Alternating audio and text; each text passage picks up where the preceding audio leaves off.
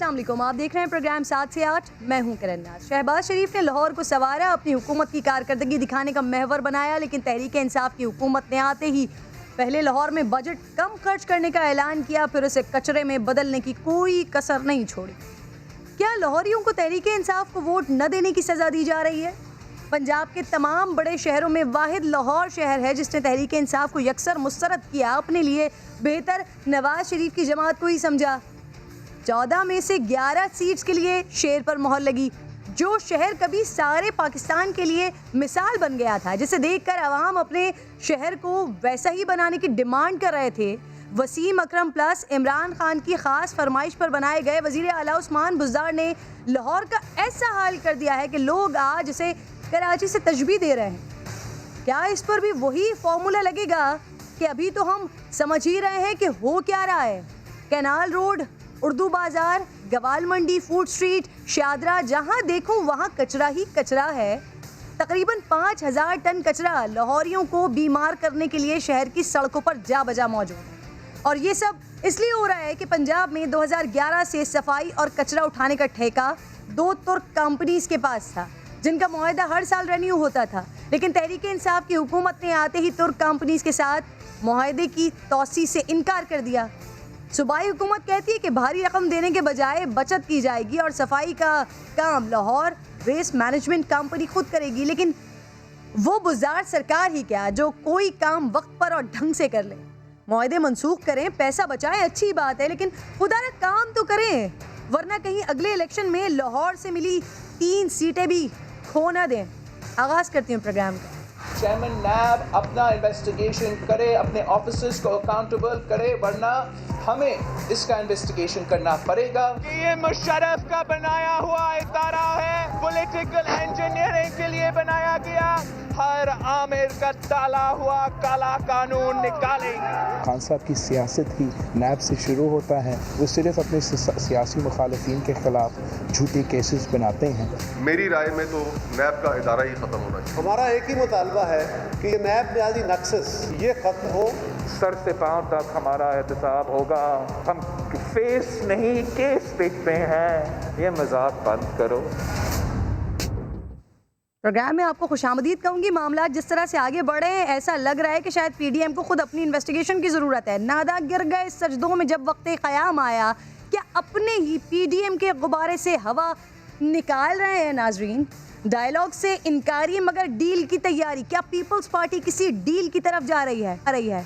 हालात तो यही बता रहे हैं। नैब के खात्मे के लिए आवाज़ उठाने वाले बिलावल भुट्टो हों या चेयरमैन नैब के एहतसाब का ऐलान करने वाले पीपी के सीनियर रहनुमा हों और deputy chairman senate Saleem Mandviwalla, क्या नैब से बेजार पीपी क़यादत ने यू टर्न ले लिया है? ज़राए, अब सुनिएगा ज़रा, ज़राए बता रहे हैं कि पीपल्स पार्टी चेयरमैन नैब को तलब करने के मुतालबे से दस्तबरदार हो गई है।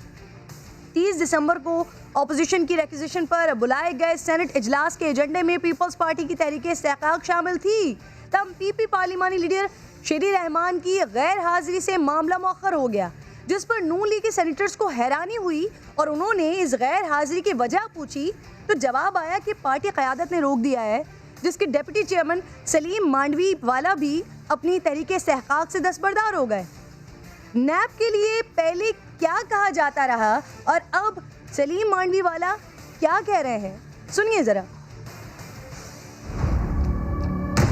नैब ने मुझे अक्यूज किया है, मुझे कहा है कि आपने बेनामी ट्रांजैक्शन की है। जो इन्होंने इंटेरोगेशन मेरी की, मैं डिमांड करता हूं चेयरमैन नैब से कि उसकी रिकॉर्डिंग रिलीज करें आप। मैं तो लिस्ट डिमांड करूंगा। आज तक जो ये 150 बिलियन की बात करते हैं, ये किसने दी है? हर ह्यूमन राइट्स इंटरनेशनल फोरम पे नैब को लेके जाऊंगा। ये जो इश्यूज हैं नैब के जो मैंने उठाए हैं, इसको गवर्नमेंट के साथ बैठ के हम एक कंसेंसस क्रिएट करेंगे और इन इश्यूज को एड्रेस करेंगे। प्राइवेट ट्रांजैक्शन को नैब से आपको निकालना पड़ेगा अगर आपने इस मुल्क को चलाना है। खुद पीटीआई गवर्नमेंट कहती है कि हम एहतसाब करना चाहते हैं। क्या नैब ऑफिसर्स का एहतसाब नहीं होना चाहिए? जो कहता है कि हम चेयरमैन सेनेट को देख लेंगे। आई एम डिमांडिंग इज कि इनके एसेट्स चेक किए जाए, इनकी डिग्रियां चेक किए जाए, इनके डोमिसाइल चेक किए जाए। क्या डर है कि नैब की इन्वेस्टिगेशन नहीं होनी चाहिए? बैठ के मसले का हल निकालने का मतलब ये है कि जी मैं कोई अपनी तरफ से कॉम्प्रोमाइज करूं। मेरे केस का इशू नहीं है, मेरा केस नैब चलाए, मैं कोर्ट में जवाब दूंगा।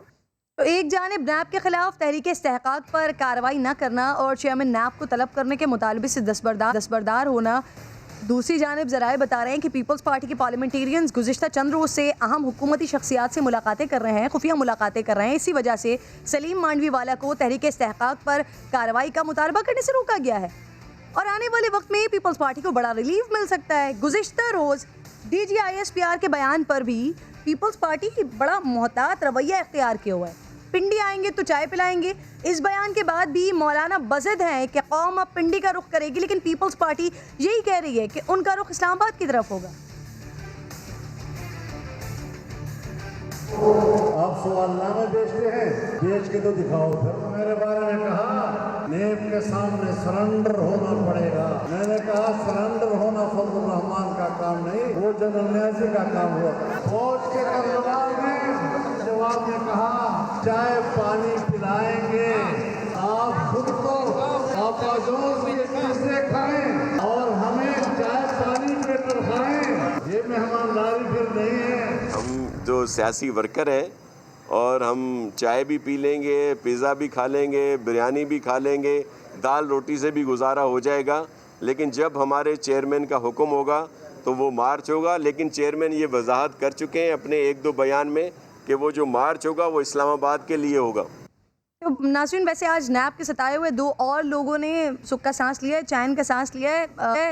ख्वाजा साद रफ़ीक के खिलाफ लोकोमोटिव महंगे दामों खरीदने की इंक्वायरी बंद करने का फैसला किया गया, जबकि इस्लामाबाद हाई कोर्ट ने नंदीपुर रेफरेंस में वज़ीर आज़म के मावन बाबर आवान की बरियत के खिलाफ नैब अपील मुस्तरद कर दी है। इस पहले सेगमेंट पर बात करने के लिए मेरे साथ चौधरी मंजूर साहब होंगे पाकिस्तान पीपल्स पार्टी से, नईम अशरफ भट्ट भी साथ मौजूद होंगे।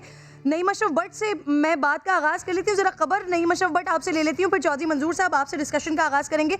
नईम, ये क्या सिलसिला हो रहा है? पाकिस्तान पीपल्स पार्टी जो पहले भी कई दफ़ा ये बात होती रही कि शायद पीपल्स पार्टी किसी न किसी तरीके से ऐसा कर रही है कि शायद हुकूमत को सपोर्ट कर रही है अपने तमाम इक़दामात से, लेकिन अब जिस तरह के मामलात सामने आ रहे हैं तो शायद पीपल्स पार्टी को अपनी इन्वेस्टिगेशन की और PDM को अपनी इन्वेस्टिगेशन की ज़रूरत है। बिल्कुल किरण, अभी जो आपने पुराने शॉट्स चलाए बिलावल भुट्टो जरदारी के, आखिरी शॉट सबसे अहम था जिसमें उन्होंने कहा कि जो कि चेयरमैन नैब अक्सर कहते हैं कि हम फेस नहीं केस देखते हैं, और बिलावल भुट्टो जरदारी कह रहे हैं कि ये बातें बंद करें। लेकिन बात यही है किरण कि फिर फेस जो है वो देख लिया गया है और बड़ा फेस थे। और आप देखें कि सेनेट में रेकोजिशन स्पेशल जो है वो साइन करवाई गई अपोजिशन के तमाम सेनेटर्स से, और पूरे ज़ोर से कहा गया कि तहरीक इस्तेहकाक जो है वो आएगी ऐवान में और चेयरमैन नैब को भी पेश होना पड़ेगा, और हर जो है वो काम इस तरह का वो नैब के ख़िलाफ़ किया जाएगा। लेकिन जो रेकोजिशन जो जमा हुई उसके तहत जो 30 दिसंबर को इजलास बुलाया गया, उसके एजेंडे में ये सारा मामला शामिल था।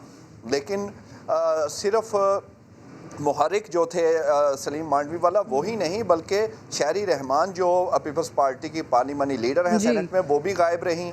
फिर जो दूसरे सेनेटर्स थे जो बड़ी तैयारी से आए थे दूसरी जमातों के, वो बड़े परेशान हैरान थे कि वो असल बंदे जो जिनका मुद्दा है वो गायब हैं, तो हम कैसे इसको उठाएंगे।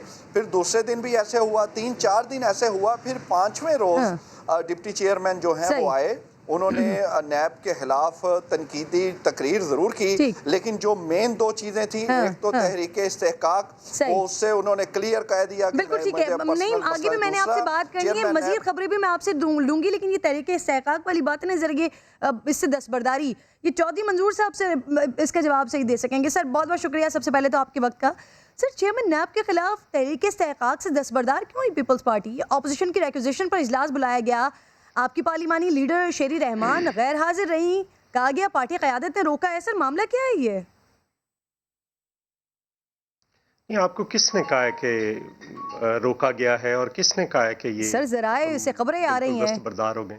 सर आप हैं ना यहाँ पर, आप तरदीद कर दीजिए। बात ये है, आप बात मैं तरदीद क्या, मैं इसकी ऑपरेशन करने लगा हूँ, सुन तो लीजिए ना जी। पहले तो अगर मगर के सवालात जो होते हैं वो ना कोई अच्छा एंकर ना कोई अच्छा रिपोर्टर करता है, ना कोई सीनियर सियासतदान या कोई भी समझदार सियासतदान अगर मगर के सवालों के जवाब देता है। सही। ना ही जराए से जो रोज खबर एक घड़ी जाती है ना उन घड़ी गई खबरों के जवाब देते हैं। सही। बड़ी क्लियर स्पीच की सलीम मांडवी वाला साहब ने, उन्होंने एक एक चीज का नाम लिया, कितने 13 बंदे कत्ल किए, उन्होंने रिकॉर्ड पे उनके नाम पढ़े, जो जो कुछ नैब ने किया एक एक चीज क्लियर की। और उसके बाद भी ये कहना क्या ये नैब के इदारे ने पार्टियां तोड़ी नहीं है?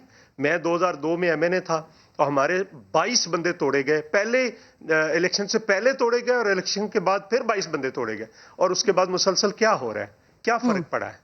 और कौन, अगर एक बंदा अजलास में नहीं आता तो क्या हमारे सारे सेनेटर गायब हो गए थे, जो आप ये इल्जाम लगा रहे हैं? और इस किस्म के इल्जामात लगाने नहीं चाहिए। आप कोई सवाल है तो करें। हमारे सारे सेनेटर्स मौजूद थे, अगर एक शहरी रहमान नहीं आई तो उससे क्या को क़यामत आ गई है? क्या ठीक है। अब सर मैं आपकी बात से ये मतलब ले लूं, नहीं रोका गया शहरी रहमान को? सर तरदीद कर रहे हैं आप इस बात की? सर जी बिल्कुल नहीं, किसी ने नहीं रोका। ठीक है, नहीं आप ऐड करना चाह रहे हैं? और ये झूठी खबर है जो घड़ी गई। ठीक है, नहीं जी मेरा चौधरी साहब से एक तो पहला सवाल ये है कि उन्होंने वाकई बड़ी ज़बरदस्त तकरीर की सेनेट में खड़े हो के। सलीम मांडवी वाला साहब ने बड़ी तनकीद की नैब पर। क्या चौधरी साहब ये बताना पसंद करेंगे कि उनका जो मामला अपना था, जिनकी वजह से ये रिक्वेजिशन की गई, जिनकी वजह से इजलास बुलाया गया और जिसकी वजह से वो तहरीक इस्तेकाक हुई, क्यों अपनी जो बात थी उन्होंने इसी तकरीर में, अगर चौधरी मंजूर साहब ने वो सुनी है, हमारे पास रिकॉर्ड भी मौजूद है, क्यों उन्होंने ये कहा कि मेरा पर्सनल मामला नहीं, मैं उससे छोड़ देता हूँ, मुझे शहजाद साहब ने कहा है मैं छोड़ देता हूँ। वही शहजाद साहब, शहजाद अकबर साहब का कह रहे हैं जिनके खिलाफ सारी अपोजिशन तनकीद करती है। पहले इसका ज़रा बता दें कि क्या वजह थी कि जो मेन मुद्दा था उससे आप हट गए, आप नैब पे तनकीद करते नहीं, उन्हें कोई तकलीफ नहीं होगी। जब तहरीक इस्तेकाक से आप कौन सा मेन मुद्दा है? ये जो नहीं, एक जरा सब्र करें ना, जरा आप सब्र कर लें। देखें, आपको भी पार्लियामेंट्री प्रोसीडिंग्स का पता है, मुझे भी पता है, ठीक है? कौन सा मेन मुद्दा है? उन्होंने कहा कि मैं अपने केस की बात नहीं कर रहा, मेरा केस अलहदा कर दें, चूंकि मुझे बुलाया गया है। अब अगर मैं तहरीक इस्तेकाक या कोई ऐसी चीज़ करूंगा तो लगेगा शायद मैं अपने ज़ाती वजह से कर रहा हूँ। देखिए, एक्चुअल जो बात, या तो वो बात ही ना करते, अजलास बुलाकर उसमें से कोई स्पीच ही ना करते, तो आपकी बात ठीक थी। अब ये इस तरह की बातें ना किया करें, मेहरबानी करें। अगर कोई क्वेश्चन है, कोई इशू है तो करें। हमारा पहले दिन से जो मौक़िफ़ है, आज भी नैब पे वही है। आप मेरी बात आप सुन लें, आप मेरी बात आप सुन लें ज़रा। जो पहले दिन से मौक़िफ़ है वही आज है कि नैब सिर्फ इसलिए बनाई गई है, नैब इसलिए बनाई गई है कि वो आप लोगों को जलील और रुसवा करें। नैब इसलिए बनाई गई कि आप अपने मुखालिफिन को गिरफ्तार करें। आप मुझे ये बताएं, क्या बना है चीनी के स्कैंडल का, क्या बना है आटे के स्कैंडल का, क्या बना है दवाइयों के स्कैंडल का, क्या बना है ये पेट्रोल के स्कैंडल का? 24 केसेस हैं केपीके के, उनमें से एक का बता दें। बीआरटी का क्या बना है, मालम जब्बा का क्या बना है, खैबर बैंक का क्या बना है, सुनामी ट्री का क्या बना है, फेक स्टूडेंट्स एनरोलमेंट का क्या बना है, हेल्थ के अंदर जो बर्बादी उधर उतारी हुई उसका क्या बना है? कोई एक का बता दें कि ये बना है। किसी एक बंदे को गिरफ्तार किया है तो बता दें फलां को गिरफ्तार किया है। ये तमाशा है और इस तमाशे को बंद होना चाहिए। पाकिस्तान पीपल्स पार्टी का ये मौक़िफ़ है कि एक ऐसा इदारा होना चाहिए जो जजेस का, जनरल्स का, सियासतदानों का, ब्यूरोक्रेट्स का, जर्नलिस्टों का, सबका एहतसाब कर सके। इसमें क्या गलत है? ठीक है, तो सर फिर इसीलिए तो हम सवाल करें कि फिर चेयरमैन नैब के खिलाफ तहरीक इस्तेकाक पेश हुई क्यों नहीं? सर शहरी रहमान साहब आई क्यों नहीं? फिर आ जाएगी। तहरीक इस्तेकाक का एक तरीक़ेकार होता है। वो सेनेट के चेयरमैन को जमा करवाई जाती है और उसके बाद वो जो होती है, सेनेट के चेयरमैन की मर्जी होती है, वो उसको किल कर दे, वो उसको ना बुलाए, वो उस पर स्टैंडिंग कमेटी को भेजे ना भेजे, और सारा हाउस जो है वो भी एक कमेटी में तब्दील करके उसमें बुला ले। तो ये चेयरमैन सेनेट की मर्जी है कि वो क्या करते हैं क्या नहीं करते। यानी आएगी तहरीक इस्तेकाक? जी बिल्कुल, ठीक है, जमा करवाएंगे। बुलाने की बात है ना, तो वो बुला रहे हैं उनको बुला रहे हैं, बुला रहे हैं चेयरमैन। अच्छा सर, अब ये वाला मामला अगर चेयरमैन सेनेट नहीं बुलाते, बात 1 मिनट पहले मेरी सुन ले। चेयरमैन सेनेट को आप कहें ना जी, ये अपने रिपोर्टर को कहें कि चेयरमैन सेनेट एक दिन कुर्सी से हटे।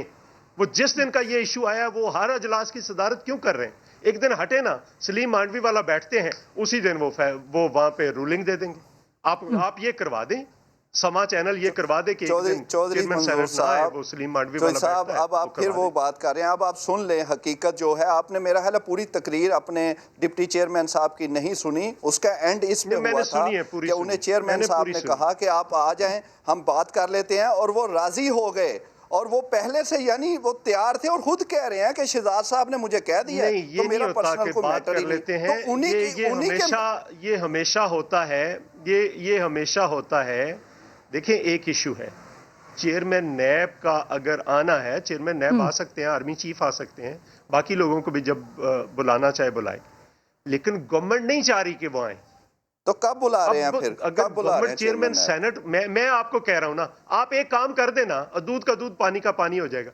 चेयरमैन को कहें किसी दिन ना आए और अजलास डिप्टी चेयरमैन की सदारत करते हैं, आपको पता चल जाएगा पीपल्स पार्टी कहां पे खड़ी है और एक्चुअल। तो डिप्टी चेयरमैन जब खुद कह रहे हैं खड़े होके कि मुझे मसला ही नहीं है, तो फिर क्या हुकूमत को 7 खून समा वालों ने माफ किए हुए हैं, हुकूमत को 7 खून माफ किए हुए हैं। चौधरी साहब, जो मर्जी कत्लो गारत करे, मेरी बात सुने, आप पार्लियामेंटेरियन, फोरेंसिक ना कोई गिरफ्तारी ना कुछ नहीं, उनको कोई पूछने वाला नहीं है, और हमें आप मुजरिम बनाकर कटहरे में खड़ा कर देते हैं। एक तो नैब वाले करते हैं, एक आप। अच्छा, आप पार्लियामेंटेरियन रहे हैं, मेरी बात एक्चुअल बात है, आप पार्लियामेंटेरियन रहे हैं, आपको पता होगा जो तहरीक इस्तेहकाक है वो पर्सनल होती है, वो सिर्फ मुहर्रक ही ला सकता है पार्लियामेंट में, वो कोई और नहीं ला सकता, वो सलीम मांडवी वाला ने लाना है। जब वो खड़े होके कह रहे हैं कि मेरा मसला ही नहीं, मैं अपना मसला छोड़ दिया, तो तहरीक उधर खत्म हो गई। अगर एक से ज्यादा लोगों का, अगर एक से ज्यादा लोगों का इस्तेहकाक मजरू हुआ हो तो ज्यादा भी ला सकते हैं। ये क्या बात आप कर रहे हैं? ठीक है, नहीं चौधरी साहब, तो फरमा रहे हैं कि आएगी,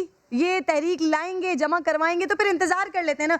ठीक है। अच्छा सर, ये मुझे बता देंगे, ये वाला मामला चौधरी साहब, ये वाला मामला तो सर आप ये कह रहे हैं कि नैब ठीक कर रही है, आप ये कह रहे हैं सर। हम तो ये पूछ रहे हैं कि आप लोगों के इतने सारे इश्यूज, आप लोगों ने आपने सारे इश्यूज गिनवा दिए। अगर तहरीक इस्तेहकाक नहीं आई है, अगर तलबी का मुतालबा आप लोगों की तरफ से किया गया था सर, अगर तहरीक इस्तेहकाक नहीं जमा करवाई गई मंजूर साहब, तो क्यों नहीं जमा करवाई गई? एहतसाब ठीक हो रहा है क्या? नैब का एहतसाब सर, हम कौन होते हैं जज करने वाले? जो हो रही हैं, एक को नहीं, आपकी अपनी कोई राय तो होगी ना। देखे ना, एक बंदे को गिरफ्तार करते हैं इंक्वायरी की स्टेज पे, एक बंदे को करते हैं इन्वेस्टिगेशन की स्टेज पे, एक को करते हैं रेफरेंस की स्टेज पे, एक को रेफरेंस फाइल करके भी नहीं करते। तो ये कैसा एहतसाब है?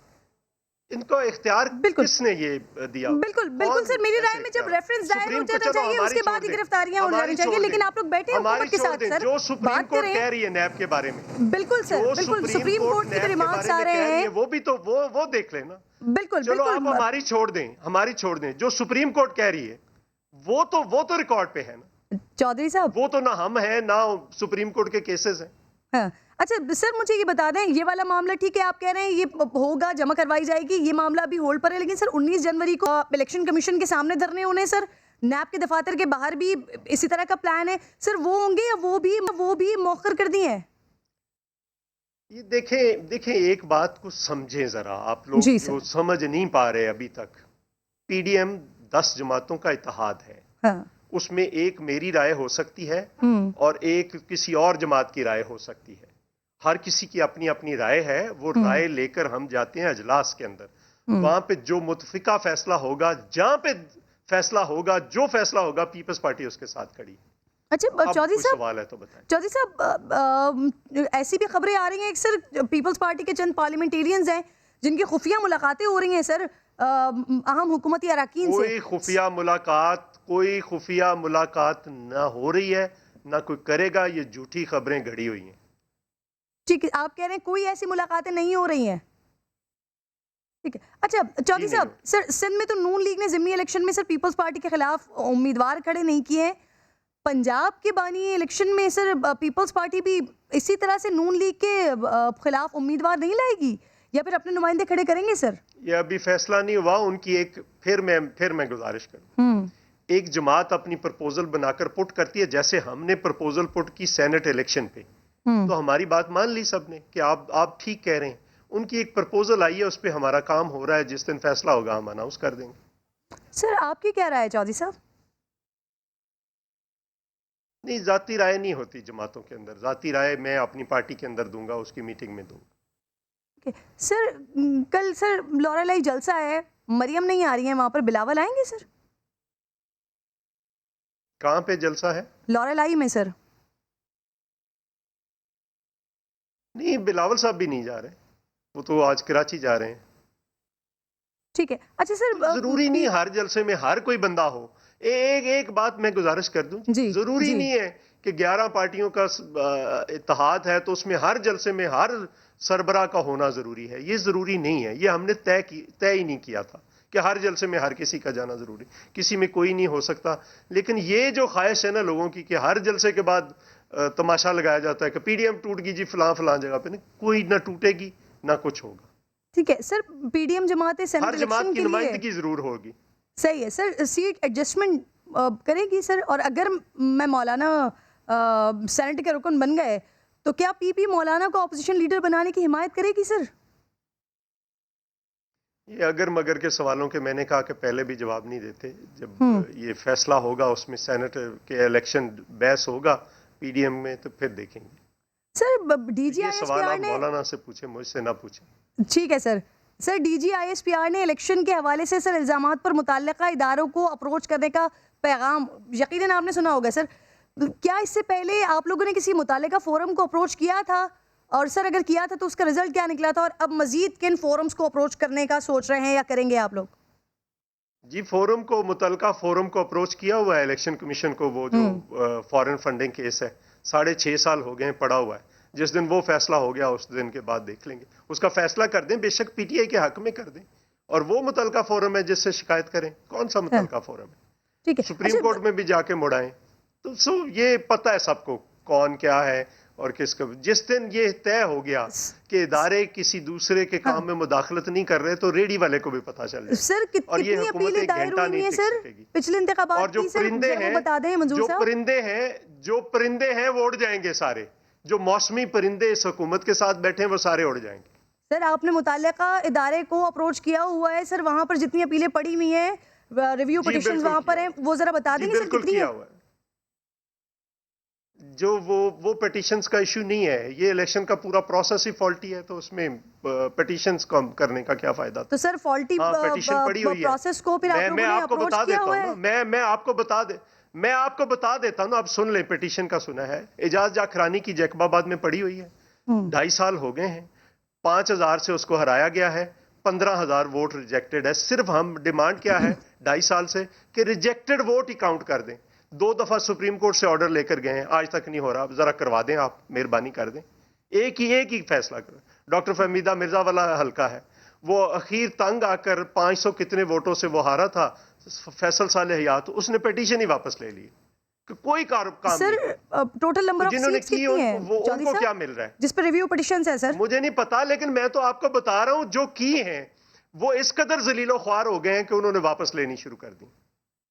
आप क्या बात कर रही? ठीक। अच्छा मंजूर साहब, सर आरटीएस सिस्टम बैठ गया है, उस पे कौन सी पिटीशन करें? आरटीएस सिस्टम बैठ गया तो उस पे कौन सी पिटीशन करें? किसके पास पिटीशन लेकर जाएं? आप बता दें कौन सा फोरम है। अच्छा सर मैं कुछ गुफ्तगू सुनवाना चाह रही हूँ आपको, ये जरा सुन लीजिएगा, आपका कमेंट लूंगी सर इस पर। सुनवा वक्त के इमाम को पहचान गए हैं कि वक्त का लीडर कौन है, इसलिए हमने अपनी जवानियां जो है किसी करप्ट लीडरशिप के पीछे, मैंने, मुराद सईद साहब ने, शहरयार अफरीदी साहब ने, या डॉक्टर वसीम शहजाद साहब ने, या वलीद इकबाल साहब ने ज़ाया नहीं की। अगर पाकिस्तान का मुफक्किर का पोता नवासे ने इंतखाब इस जमात का किया तो कोई वजह होगी?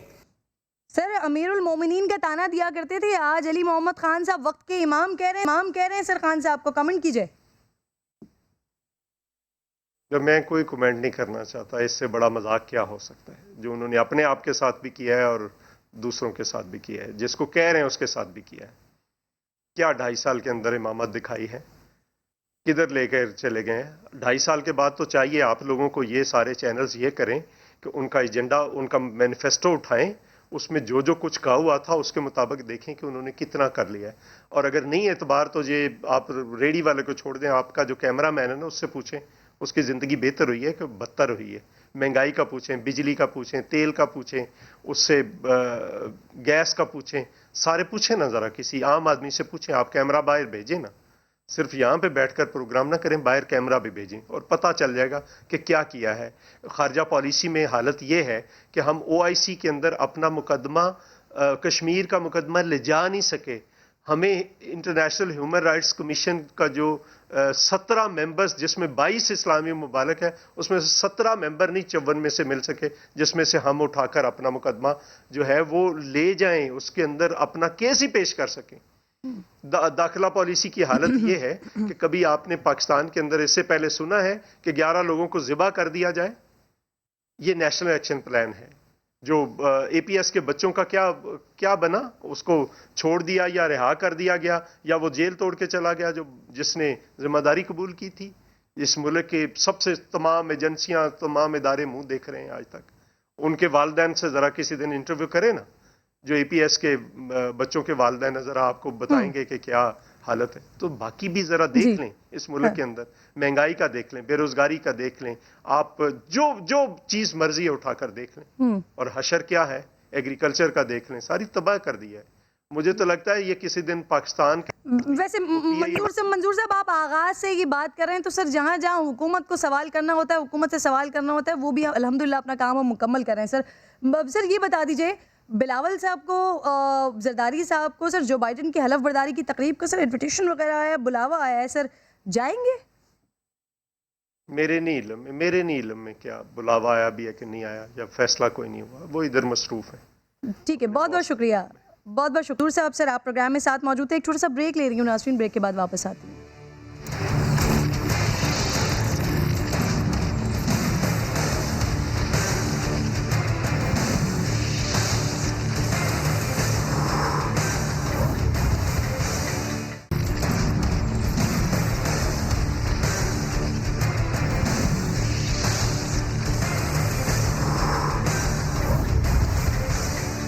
वेलकम बैक नाज़रीन। 200 अफराद के कत्ल का मुलजिम, 50 से ज़ायद मुकदमात में नामजद। कराची में खौफ की अलामत, गैंग वॉर का सरगना, मशहूर ज़माना दहशतगर्द उज़ैर बलोच को कहीं अब हज़रत उज़ैर बलोच ना कहना पड़े, क्योंकि वो एक के बाद एक मुकदमात में बरी होते जा रहे हैं। उज़ैर बलोच के खिलाफ एक हफ्ते में अदम सबूत के बाइस 3 मुकदमात में बरियत का फैसला आ चुका है। उज़ैर बलोच के वकील के मुताबिक कत्ल के मुकदमे का कोई चश्मदीद गवाह अदालत में पेश नहीं हुआ है। सवाल ये है कि पेश करने वाली सिंध पुलिस क्या वाकई उज़ैर के असर रसूख से बाहर आ गई है? क्योंकि उज़ैर के कराची पुलिस के साथ गहरे मरासिम, गहरे ताल्लुकात की खबरें तो ज़बान ज़द-ए-आम रही हैं। उज़ैर पर SP से लेकर सब इंस्पेक्टर तक मुख्तलिफ थानों में तैनात कराने का इल्ज़ाम लगता रहा है। फिर अगर कहा जाए कि सिंध हुकूमत के मातहत है, और कौन नहीं जानता कि लियारी अमन कमेटी का पीपल्स पार्टी से कितना गहरा ताल्लुक है। यानी पुलिस सिंध हुकूमत के मातहत, सकासा भी ईसाई सरकार की और उज़ैर बलोच भी मुबैना तौर पर उन्हीं का। क्या ये बरियत के फैसले किसी सोची समझी साजिश का हिस्सा है या वाकई मुकदमात बेबुनियाद थे? यकीनन उज़ैर का माजी देखकर सवाल तो उठेंगे। इरफानुल हक मेरे साथ मौजूद है। इरफान, आप रोज़ाना कोर्ट जाते हैं, मुकदमात की समाअत सुनते हैं, कैसे उज़ैर बलोच बरी होता जा रहा है? जिन 4 मुकदमात की बात हो रही है उनमें उज़ैर पर इल्ज़ाम क्या था और किस बुनियाद पर बरी किया गया? पुलिस का किरदार क्या रहा है?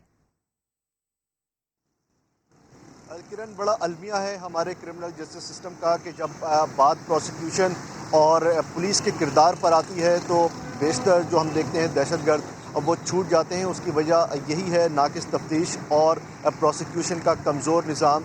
ये मुकदमात साबित नहीं हो सकते हैं अदालतों में। जो गुज़िश्ता एक हफ़्ते के अंदर पेशरफ्त हमने उज़ैर बलोच के मुकदमात में देखी है, मजमूई तौर पर 58 मुकदमात का सामना उज़ैर बलोच कर रहा है, जो लियारी गैंगवार का सरगना है। उसमें से कुछ 4 मुकदमात सेशन अदालत के थे और 52 मुकदमात ATC के थे, बल्कि यूँ कहिए कि 54 मुकदमात ATC के थे। 3 मुकदमात जिनमें वो बरी हुआ है उज़ैर बलोच, उनमें 2 मुकदमात में जो पुलिस मुकाबला है और अगवा है और दहशतगर्दी है, ये इल्ज़ामात थे। जबकि आज जो मुकदमा है वो अगवा बराए तावान और कत्ल का मुकदमा था, बहुत अहम मुकदमा, जिसमें एक चश्मदीद गवाह भी मौजूद था। जब मुकदमा दर्ज किया गया उसमें उसका नाम मौजूद था, गवाहों की फहरिस्त में मौजूद था, चालान में मौजूद था, मगर ये तवील अरसा गुजर जाने के बावजूद अब वो गवाह ना अदालत में पेश किया जा सका, ना ही उस केस को साबित किया जा सका। बिलाखिर उज़ैर बलोच की जानिब से 265 के जो PPC के तहत दरख्वास्त लगाई जाती है अदम शवाहिद की कि पुलिस के पास या प्रोसिक्यूशन के पास सबूत नहीं है, इसलिए बरी किया जाए। अदालत ने वो दरख्वास्त मंजूर की है। इस तरह अब उज़ैर बलोच को तकरीबन 54 मुकदमात का सामना करना पड़ेगा। इसके अलावा जो फ़ौजी अदालत में जासूसी का मुकदमा और बगावत का मुकदमा वो भुगत चुका है। उसके बाद अब जो ATC में उसके खिलाफ मुकदमा तेज़ी से चलाए जा रहे हैं और तेज़ी से इन मुकदमात का फैसला आना शुरू हुआ है। एक अहम सवालिया निशान है हमारे क्रिमिनल जस्टिस सिस्टम पे। मैं आपको बताऊं किरण, बहुत अहम बात है। गुज़िश्ता साल 2019 का हम जो अगर रिकॉर्ड देखें तो ATC में सज़ाओं की शरह सिर्फ 17% रही है। 17% सिर्फ सज़ाओं की शरह रही है। 83% मुल्ज़िमान इंसदाद दहशतगर्दी अदालतों से बरी हुए। सिर्फ नाकिस तफ्तीश पे, नाकिस प्रोसिक्यूशन की वजह से 65 करोड़ रुपए से ज़ायद का बजट है इंसदाद दहशतगर्दी की अदालतों का सूबे में। मगर इस सूबे में सूबे सिंध जहाँ हम रह रहे हैं, यहाँ की प्रोसिक्यूशन और पुलिस का यह हाल है कि अब जो बड़े से बड़ा दहशतगर्द भी अदालत में पेश किया जाए तो उसे केस साबित करने के बजाय पुलिस और प्रोसिक्यूशन नाकाम होती है और फिर आखिर मुल्ज़िमान बरी हो जाते हैं। अच्छा इरफानुल्लाह, बड़ी अजीब सी सिचुएशन यही है क्योंकि यहाँ पर तो एतराफ़ी बयानात उज़ैर बलोच के आते रहे, JIT रिपोर्ट सामने आई, उसमें बड़ी बड़ी चीज़ें सामने आई, लेकिन फिर जो 4 मुकदमात सामने देख रहे हैं उसमें इतनी नाअहली और इतनी प्रोसिक्यूशन की कमज़ोरी कि उज़ैर बलोच 4 मुकदमात में बरी हो गया। मैं आपसे ये पूछना चाह रही थी कि पुलिस का किरदार इस तमाम प्रोसेस में कैसा रहा है, वो आपने क्या देखा है? देखिए, जो उज़ैर बलोच के वकला हैं उन्होंने जो अपील ली है कोर्ट में वो यही है कि जो पुलिस है और जो तफ्तीशी अफसरान हैं वो अपना दावा साबित करने में नाकाम रहे हैं। जो तफ्तीश के लिए गवाहों के नाम शामिल किए जाते हैं, जो शवाहिद बताए जाते हैं चालान में, वो कोर्ट में नहीं पेश किए जा सकते। और यही प्ली ली उन्होंने कि ये 2012 का मुकदमा है और आज हम इस मुकदमे का सामना कर रहे हैं। 8 साल के बाद भी ना गवाहों को पेश किया जा सका, ना ही शवाहिद को पेश किया जा सका। कोई ऐनी शाहिद जिसका आपने जिक्र किया चालान में, उसको भी कोर्ट में नहीं पेश किया जा सका। तो ये जाहिर है कि उन जो वकला है उज़ैर बलोच के, चलिए अब इंतजार करना पड़ेगा कि वो तमाम मुकदमात या वो सारे जो कत्ल और बाकी चीज़ें हैं उसके अंदर जिसमें उज़ैर बलोच एतराफ़ करता रहा है, आगे उनके क्या फैसले आते हैं। Let's see. बहुत बहुत शुक्रिया आपका। इरफानुल हक, अगले टॉपिक की जानिब नाज़रीन बढ़ रही हूँ। गुज़िश्ता रोज़ भी बात कर रही थी, लेकिन यहाँ पर कुछ हुआ यूँ है कि सारी दुनिया इस बात पर सोचती रह गई और तुर्की ने ये बड़ा कदम उठा लिया है।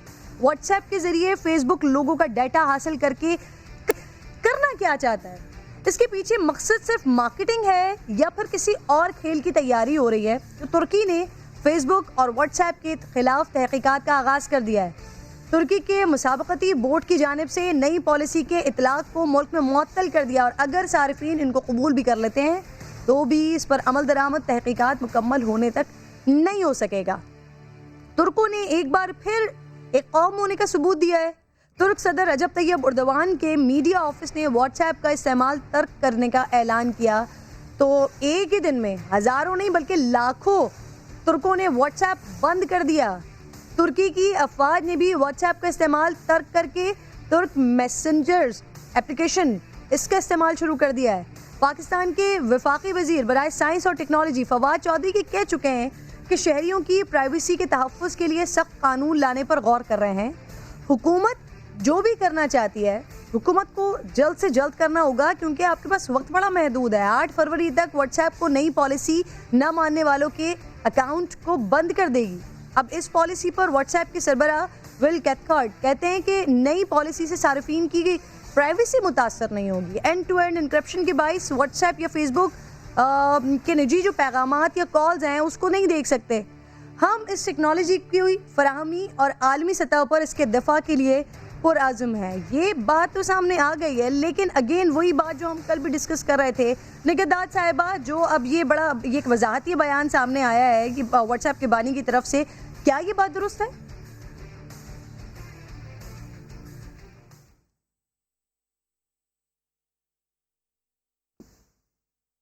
निगहत, आपको मेरी आवाज आ रही है? मैं आती हूँ दोबारा।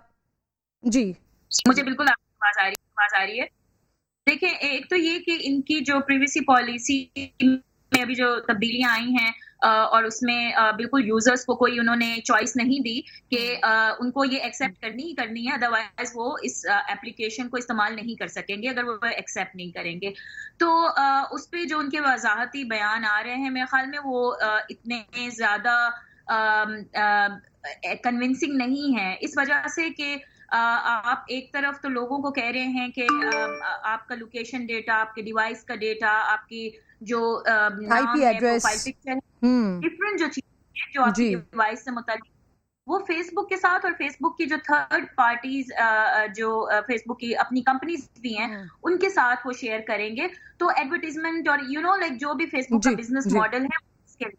लेकिन यहाँ पे ये बात काबिल गौर है कि व्हाट्सएप जब एक इंडिपेंडेंट एंटिटी था, ये इसी वजह से पूरी दुनिया में ऐप मशहूर हुई थी क्योंकि ये एंड टू एंड इंक्रिप्शन और प्राइवेसी प्रोटेक्शंस और डेटा प्रोटेक्शन बहुत इनकी मजबूत थी।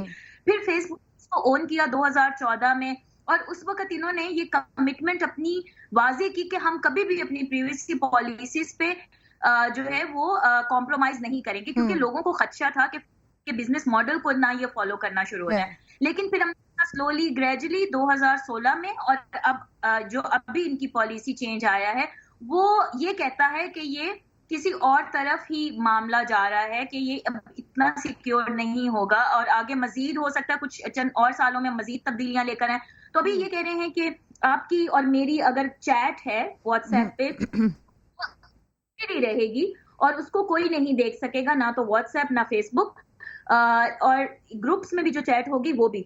लेकिन अगर कोई अकाउंट है व्हाट्सएप का और कोई उसके साथ तो फिर ये पॉलिसी जो है उसका इतलाक होगा, और फिर उसमें इतना वाज़िया नहीं है कि कौन कौन सा कंटेंट है वो ये फेसबुक के साथ शेयर करें। अच्छा निगत, इससे पहले कुछ अर्सा पहले ही फेसबुक ऑलरेडी ये कर चुका है, हालांकि जब आप उसको अग्री करते हैं तो सारी की सारी डिस्क्रिप्शंस वहां पर मौजूद होती हैं, और फेसबुक का भी यही दावा था कि डाटा को आगे नहीं ट्रांसफर किया जाएगा, लेकिन डाटा बेचने पर फेसबुक को इसका जुर्माना भी भरना पड़ गया। तो अब इस बात पर कैसे बिलीव किया जा सकता है कि अगर वो ये वजाहती बयान सामने दे रहे हैं कि जी आपकी जो प्राइवेसी है वो किसी तरह से मजरू नहीं होगी लेकिन डाटा आप रखेंगे, तो इस वजाहती बयान पर कैसे यकीन किया जा सकता है कि ऑलरेडी एक मॉडल मौजूद है जो पहले कर चुके हैं? यही बात मैंने पहले भी की है कि वो इतना कन्विंसिंग नहीं है। और शुरू में जिस तरीके से जो एक मिशन था व्हाट्सएप का, वो स्लोली ग्रेजुअली हमने देखा कि उस मिशन में तब्दीलियां आई और अब आहिस्ता आहिस्ता वो इसको फेसबुक में इसके साथ किस तरह डेटा शेयरिंग कर रहे हैं। तो ये बड़ी एक कंसर्निंग बात है। लेकिन एक बहुत इंपॉर्टेंट बात ये भी है कि लोग बहुत घबरा भी गए हैं कि पता नहीं हमारे साथ क्या होने वाला है। लेकिन जो लोग ऑलरेडी फेसबुक का इस्तेमाल कर रहे हैं और खासतौर पर अपने डिवाइसेस पे कर रहे हैं, तो वो उनकी डिवाइसेस का data is already with Facebook. तो ये देखिए कि आपके पास डेटा है, अगर आप सोशल मीडिया प्लेटफॉर्म्स पे हैं तो वो कुछ हद तक उनके पास है। लेकिन निगत प्लीज ये बताइएगा, जो हम डिस्कस कर रहे हैं अब आईपी एड्रेस का सिलसिला भी है, जब आईपी एड्रेस उनके पास है तो जो एप्लीकेशंस फोन के अंदर मौजूद है स्पेशली ऑनलाइन बैंकिंग की वो भी देखी जा सकती हैं, उसका डाटा भी वहां पर चला गया। तो अगर फेसबुक, आप कह रही हैं फेसबुक जो लोग अपने डिवाइस पे यूज कर रहे हैं उनके पास पहले से उनकी डिटेल्स हैं, तो क्या वो एप्लीकेशंस की डिटेल्स भी हैं? नहीं, पूरा व्हाट्सएप से रिलेटेड मेटा डेटा नहीं है उनके पास। लेकिन फेसबुक से रिलेटेड जो, अगर मिसाल के तौर पे मैंने अपने फ़ोन के ऊपर फेसबुक की ऐप इंस्टॉल की हुई है तो मेरी डिवाइस से रिलेटेड जो डेटा है, मिसाल के तौर पे मेरा फ़ोन कौन सा है, मैं कौन सा मॉडल इस्तेमाल कर रही हूँ, इसका सिस्टम क्या है, आईपी एड्रेस, लोकेशन, क्योंकि अक्सर हम लोग मैपिंग वगैरह भी इस्तेमाल करते हैं तो अपना लोकेशन डेटा भी ऑन करते हैं, तो ये मालूमात तो ऑलरेडी उनके पास है। जो नई मालूमात जाएंगी वो ये होंगी कि आपका नाम क्या है व्हाट्सएप के ऊपर, आपकी पिक्चर, आप जिन ग्रुप्स का हिस्सा उन ग्रुप्स का नाम क्या है। तो इस तरह की सर्टेन मालूमात है जो व्हाट्सएप से मुताल्लिक है। तो एक तो ये कि ये बात भी वाजे करना जरूरी है कि उन लोगों के साथ ज्यादती है जो कि व्हाट्सएप यूजर्स हैं लेकिन वो फेसबुक के यूजर्स नहीं है। तो उनका डेटा जब फेसबुक के साथ शेयर होगा तो ये बहुत एक अनफेयर आप प्रैक्टिस लेकर आना चाह रहे हैं उन लोगों के साथ जो कि एक तो ला इल्म है प्रीवेसी के हक के लिए, और दूसरा ये कि में और आईपी एड्रेस तो सिंपली यानी आप अपने डिवाइस का कंट्रोल किसी के हाथ में दे रहे हैं। बहुत बहुत शुक्रिया निगतदाद, आप प्रोग्राम में साथ मौजूद। ब्रेक नाज़रीन मैं ले रही हूँ और ब्रेक के बाद जब मैं वापस आऊँगी तो एक बड़ा अनोखा किस्म का एहतजाज हुआ है जहाँ पर जो एहतजाज करने वाले थे वो हमने ढूंढे हैं, बहुत हमें नहीं मिले हैं। ऐसा क्यों हुआ है, क्या हुआ है, ये पूरा माजरा मैंने सुनाना है आपको ब्रेक के बाद।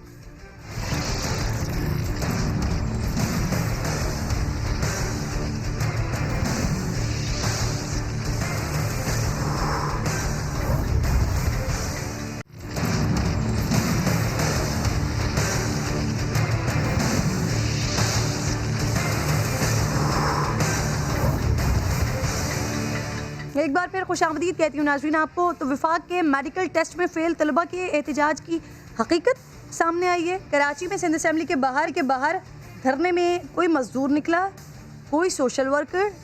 सवाल इतने मुश्किल थे कि उम्मीदवार भूल ही गए। अहमद रहमान खान ने धरने पर बैठे लोगों से बातचीत की है, उनसे जवाब क्या मिला है, ज़रा जवाबात सुनिए। सिंध के मेडिकल स्टूडेंट्स ने सिंध असेंबली के बाहर धरना दिया है। इनका कहना है वफाक के ज़ेरे इंतज़ाम जो मेडिकल टेस्ट लिया गया वो गैर निसाबी था। आए तो इस धरने की असल हकीकत आपको दिखाते हैं। टेस्ट में क्या सवाल थे? मैंने नहीं दिया था। मैं समाजी वर्कर हूँ, मैं पढ़ा नहीं हूँ। टेस्ट में अपेयर नहीं हुए? मैं झूठ नहीं बोलूँगा। क्या सवाल थे, कोई याद है सवाल आपको? नहीं सर, वो इतने मुश्किल थे कि याद तो नहीं है मुझे। कोई एक सवाल तो बताए ना सर, इतना याद ही नहीं था अभी। हमने मुनक्कद किया है भूख हड़ताल की जो कैंप है 2 दिन की। कौन कौन से ऐसे सवाल आए जो आउट ऑफ सिलेबस हैं? देखिए सवालात तो कहाँ से टेस्ट दिया था आपने? भाई हम टेस्ट के लिए नहीं आए, ये सारे हमारे सिंध के जितने भी अपना शागिर्द हैं। नहीं, आपने टेस्ट दिया था? नहीं दिया? नहीं, हमने टेस्ट नहीं दिया भाई। हम एक मजदूर हैं, हम इनकी हमायत के लिए आए हैं। स्टूडेंट हमारे पास कोई भी नहीं। इसके बेटे अपेयर हुए थे, क्या नाम है उनका? फवाद। ये कहा जा रहा है ना गैर निसाबी सवाल थे। हाँ हाँ, कोई एक सवाल तो बताए तो गैर मैंने वो तो नहीं पूछा, लेकिन उसने जब ये कहा, जब एक मेन चीज़ है ना, कोई सवाल एक ऐसा बता सकते हैं जो आपको याद हो कि वो गैर निसाबी था? नहीं, इस तरह से वो मैंने उससे पूछा भी नहीं। जब एक रिजल्ट जब आया है। क्यों आए यहाँ पे? सर ये बिल्कुल नाजायज़ी के लिए आए हैं। कश्मीर से हम तो आए हैं, बच्चों के साथ नाजायज़ी हो रहा है सर। ये जो तालीम इदारे बंद हैं, क्या वजह है आमद की? नहीं। मेडिकल टेस्ट का बताए ना? मेडिकल नहीं आती। आप स्टूडेंट नहीं है? स्टूडेंट नहीं है यार। आप लोग नहीं है? कहाँ से टेस्ट में अपेयर हुए थे आप? पहली बात तो मैं शागिर्द नहीं हूँ। हम उन शागिर्दों के लिए निकले हैं जिनके साथ नाइंसाफ़ी हुई है। आपको उन लोगों ने कुछ बताया कि सवालात क्या आए थे ऐसे? वो तो हमारी डिटेल हमारे लोगों के पास पड़ी है।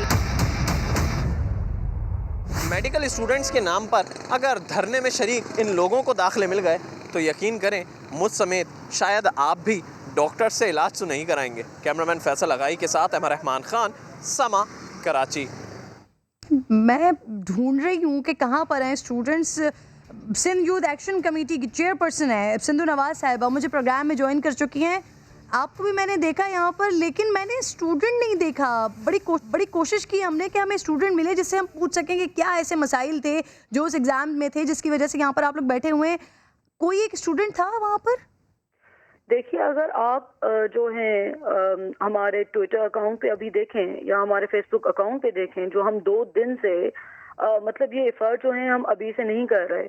ये 2-2.5 महीने हो गए हम दिन रात इस पे मेहनत कर रहे हैं। कभी प्रोटेस्ट किए हैं, कभी पूरे सिंध के कराची से कश्मीर तक हमने 30 से ज्यादा शहरों में जो है प्रोटेस्ट करवाए थे, और जो कि आप डॉन में भी देख सकती हैं।